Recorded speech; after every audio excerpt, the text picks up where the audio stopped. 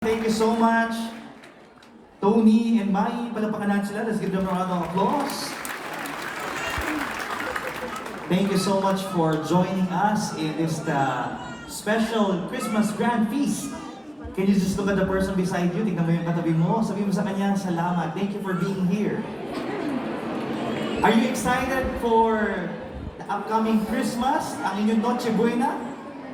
Ayan, and I'd like to again introduce myself, Coach J. Silimina, my wife Milen, our daughter Yana, and we know that this is like a family gathering for us, yes? That's why if it's okay with you, no, we'd like to invite you in this Noche Buena conversations. Huwag na tayo makinig, join us if there are some things that we want also to share to our seatmates, okay lang po. Yes? And tama-tama Milen, no? I believe by this time around, naghahanda na yung ating mga kasama no, para sa ating Noche Buena. No? Talagang may totoo pong pagkain. So, okay lang din po ba as early as now i-ano po manhin? For visual purposes, makikita niyo po may mga pagkain dito. Baka malamang yung iba sa inyo gutom na, di pa nagbe-breakfast, o kaya excited for lunch. Sige, habang siniset up natin yung ating food, no? I believe si Jay and Lay Hatak will be joining us, no? Kaya salamat, ayan. Palagpakan naman natin, no? Ang effort na yan. Pwede bang quickly share to the person beside you what you plan to prepare for the Noche Buena? Sige po, habang nag-set up po kami dito, team, everyone, sige po, ilabas na natin ang pagkain kasi, Milen, parating na yung mga guests natin eh. Yan, sige. Kwento mo kung ano yung inihahanda mong Noche Buena, pagkain o paboritong food, no, this coming Christmas. Ayan, sige. At ayan, sige Lynn, I believe excited na yung ating mga guests, no? To join us, no? Nandiyan na rin yung ating mga special guests at mga kapitbahay. Palagpakan natin yung mga kapitbahay at special guests natin na pumapasok na ngayon. Ayan, let's welcome them. Ayan, come on, let's welcome them. Hi, Brother Alvin! Sige po, tuloy po kayo. Ito lang po nakayanin namin sa bahay namin, no? Ayan, sige, let's welcome. Oh, bless ka mag-bless. Dito po tayo, dito, ayan. We also have, not just Brother Alvin and I, we have si Sally and we have Lev Sumera. Let's give them a round of applause. Sige po, join us here sa sofa. We also have Doc Dito. Thank you, Doc. The doctor is in the house. Salamat po. Brother Audie and family, of course. Ethan, we have Cristel. Hi, Ellie. Sige po. Ayan, let's welcome them, no? And then we also have Brother JB Rodriguez. Thank you. Ayan, mukhang kompleto na yung bisita natin. Tamang-tama, no? At again, pasalamatan natin si Jay at si Lay because they are preparing food for us, no? Talaga pong okay lang po, kakain talaga sila on stage. So, alam ko ang ating venue ay maaring hindi pinapayagan, but just for the purpose na we want to share with this Noche Buena conversation sa inyo. Again, thank you everyone for joining us. Your presence is a blessing. Di ba nga? The gift of presence. Kaya again, say to the person beside you, thank you for being here. So, we'll have this advanced conversation. Brothers, ayan, sisters, kami ni Milen are very blessed. Ayan, that you're joining us today. Thank you for coming, definitely. Yes, oo, ganito lang kalaki talaga yung bahay. Hindi pa masyadong fully furnished, pero still thank you for being here. But ang pinakamahalaga yung sama-sama tayo, yes? Over yung mga pagkain natin na inihahanda. Palagpakan natin ulit yung ating team. We have Brother Nelson, of course, si Jay at si Lay, ang Jay's Kitchen, who will be preparing and serving us food. Pero ito I want just to jump off yung kwentuhan natin habang naghihintay tayo ng food.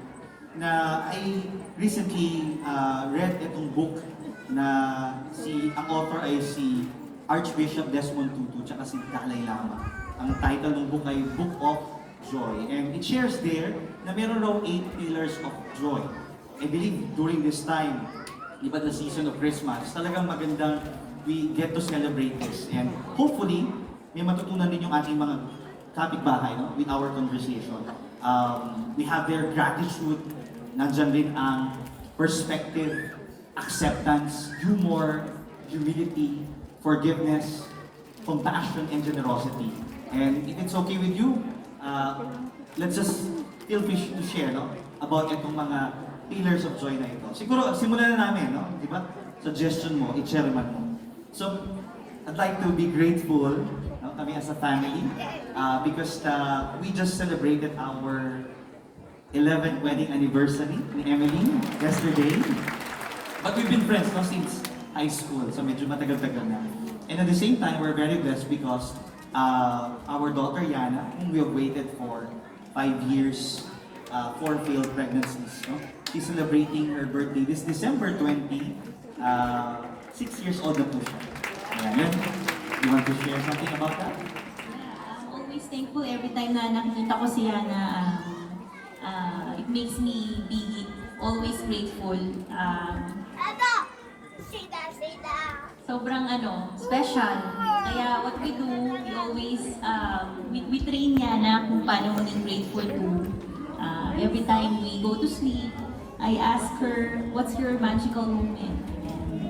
Ngayon, Yana, what's your magical moment? My magical moment is when we have adventures and meet new friends. So, siguro, try to share to the person beside you, kahit mabilis lang. What is that something that you're grateful today? Feel free to share it. Sige, 30 seconds. Come on. Kasama kayo sa conversation. Siyempre, tayo rin. Feel free to share that. At again, very grateful ako kasi nakakatagang yung food Itong, ayan, hindi nire-ready pa sa ano. What are you grateful today at ipinagpapasalamat ninyo?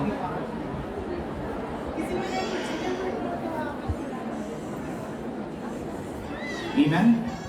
Sige, if you're blessed and you're happy and you're grateful, let's give the Lord a big hand for the many blessings that He has done in our lives. Siguro, this brings us, Brother Alvin. Aya is here as well. It's been also a tough year. They say it's post-pandemic, but I'm sure, Brother Alvin, still marami tayong mga kasama, kaibigan, kasama sa feast, and maybe in your personal life as well. Maraming mga challenges, but how are you able to still carry itong mga challenges na ito? And you're able to enjoy, laugh, still, you're a blessing to many. Thank you, Brother JC. Pwede mo na magtanong? Pwede mo? Makakainin mo ba kami? Makakainin mo din ba silang lahat? Tama-tama, magpaparami tayo ng pagkain. The feeling of the 5,000. Yeah, I believe ready din yung mga servants natin eh. Iisip ko kung gusto talaga lang i-serve or parang balak niyang kinakain na yata ni Christian eh. Hindi, quality assurance po yun. It's just checking kung okay yung food. Thank you, Christian. Grabe ah. Si Brother Nelson as well, si Lay. Yeah, thank you. So yeah, something to be grateful. But Brother Alvin, sige, going back to that. Perspective. You know, we learned in one of our talks at the feast that perspective is everything. Rick Warren said that joy, sorrow, good, bad, peace, and trouble, they happen together at the same time. And ang secret lang doon ay, where are you more focused on? Para ngayon, matatapos yung 2022, ano ba? Masaya o malungkot? Anong sagot? Dipindi. Kung ano mas naalala mo, nung iniwan ka ng jowa mo, yung nakakita ka ng bago. Yun, mga gano'n. Okay, kung papasko, ano Pasko? Masaya o malungkot? Dipindi ulit. Ano kinakanta mo? Pasko na, sila ko. Hanap kita, lungkot. Or ang kanta mo, last Christmas, I gave you my heart. The very next day, you gave it away. Iniwanan din siya, pero ang saya niya. Pag-dansable pa yung tune. Diba? O parang yung new look ko. Bagay ba to? Hindi. Dipindi ulit. Kung yung fan ko tatanong mo, lagi akong gwapo. Pero kung basher ang tatanong mo, yung basher ko tanong mo, lagi ako mukhang adik. Perspective in the eye of the beholder. Yeah? You know what's good about it, Brother Alvin? We get to share it with joy. Even if, of course, challenging as well, of course, for the family. But still, you continue to be strong as a leader as well, and showing to us that kahit sa kabila ng mga pagsubok, despite all the challenges, you still to continue to lead us with love. And that's why we honor Brother Alvin as our leader. Malapakan natin si Buena. From this one naman, ako gusto kong i-touch, Len, no? Particularly, I'm sure may maraming mga things that happens in our lives na hirap tanggapin. So maybe Doc Didi can share about acceptance, because I believe each one of us may mga personal journeys, and there are things in our lives wherein it's really difficult to accept. Pag mahirap yung topic, atin talaga. Totoo yun. There are things that we just have to accept. We started this year with a grand feast, di ba? Naalala niyo?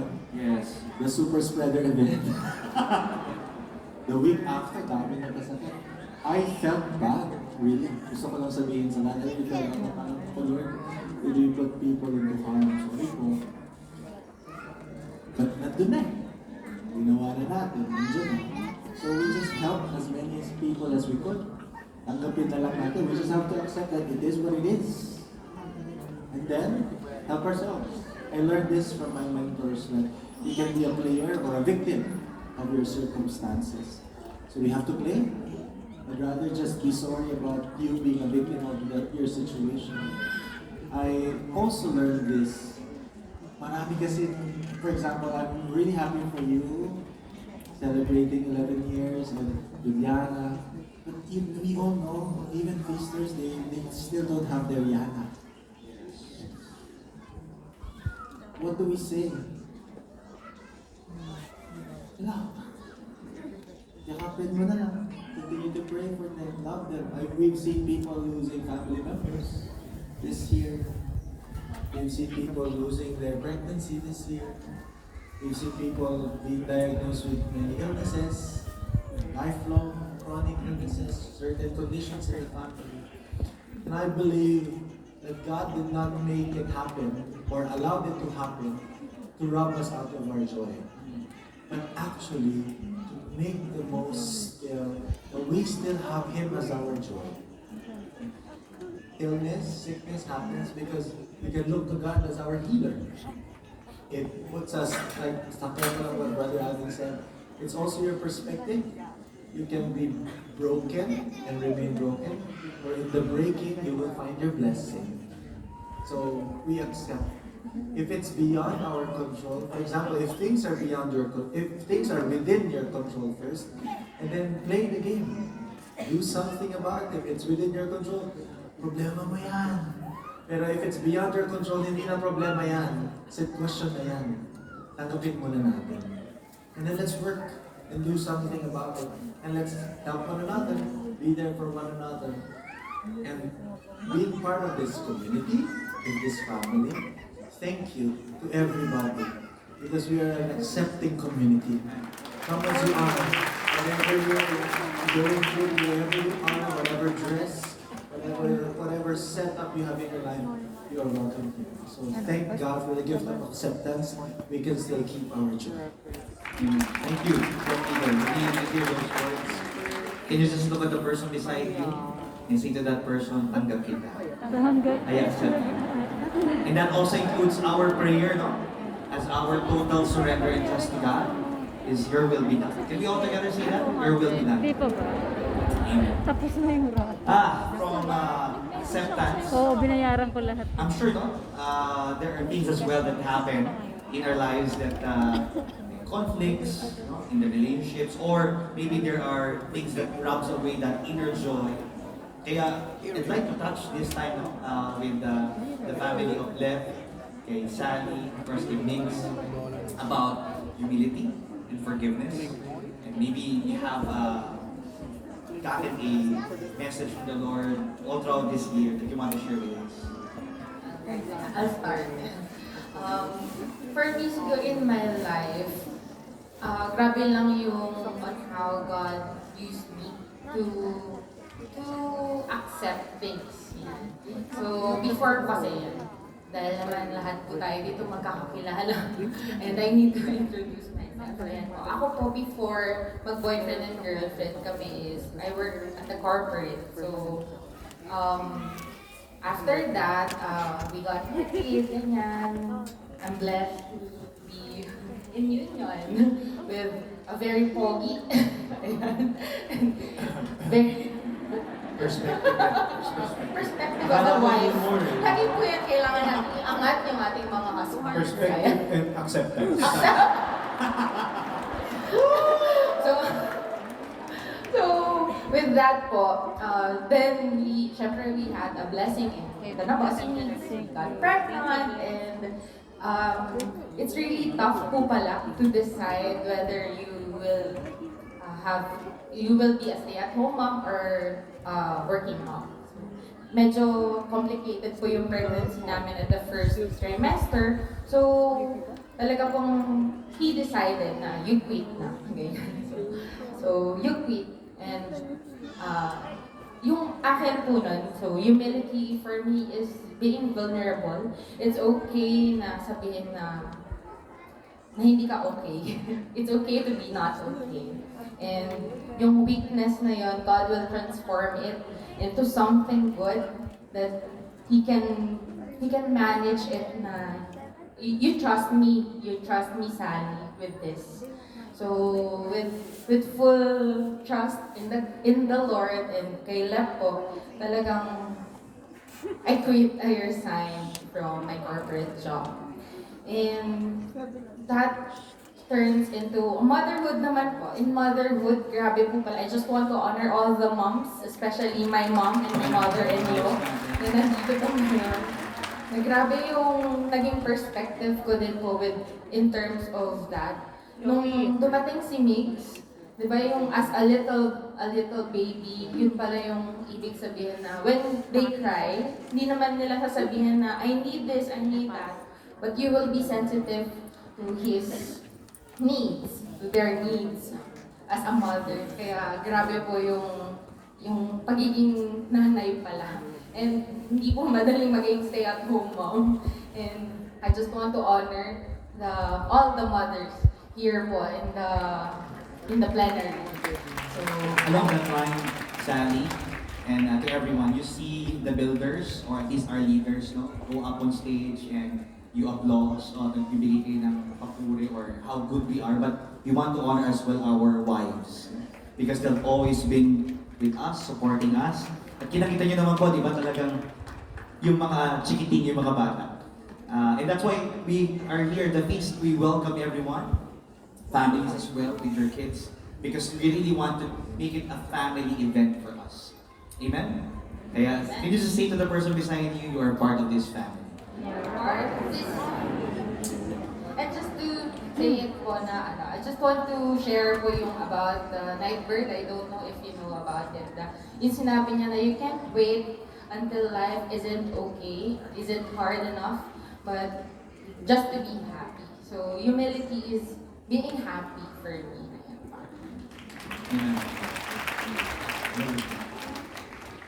Mine is forgiveness, and actually yun naman ang storya ng buhay ko. They were like the prodigal son who was accepted again, embraced by the Lord. And it's only because of His mercy kaya ako nandito sa harap ninyo. Kung wala yun, wala na rin po ako. But I was just struck with a message doon po sa mini Christmas party sa tahanan nila Brother Alvin.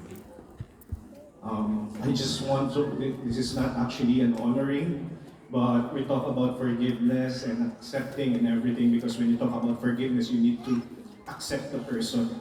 Na-bless ako dahil may nag-share, and that person is, tinutukoy niya po si Brother Alvin. Ang sabi niya, si Brother Alvin ay basurero.